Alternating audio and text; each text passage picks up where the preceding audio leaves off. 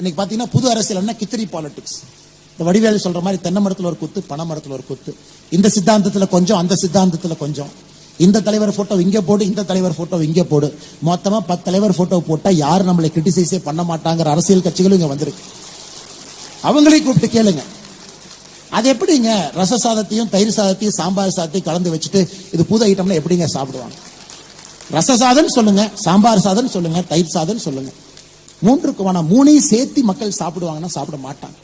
அந்த அரசியல் உலகத்துல எங்கேயும் ஜெயிச்சது கிடையாது. ஒரு சக்சஸ்ஃபுல் ஆக்டர் பாலிடிக்ஸ் வந்துட்டாரு, ஒரு failed actor deputy chief minister ஆயிட்டார். இவங்க அரசியல் எப்படி பாக்குறீங்க? அவங்க எலிவேஷன் எப்படி பாக்குறீங்க? ஆனா எனக்கு தெரியும், உங்களுக்கு தெரியும், காமன் மேனுக்கு அதனால ₹1 பிரயோஜனம் இருக்கான்னு கேட்டீங்கன்னா கண்டிப்பா கிடையாது. காமன் மேனுக்கு ₹1 பிரயோஜனம் இருக்கா? ஒரு உச்சத்தில் இருக்கக்கூடிய நடிகர், பெரும் அன்பை பெற்றிருக்கக்கூடிய நடிகர், நிறைய பேர் அவருடைய படத்தை ரசிச்சு பாக்குறாங்க. ஆனா அரசியல் பரிமாணம் வேறு. அரசியல் என்பது முழுமையான ஒரு வேறு களம். ஆனா வரட்டும், களமாடட்டும், பார்ப்போம்.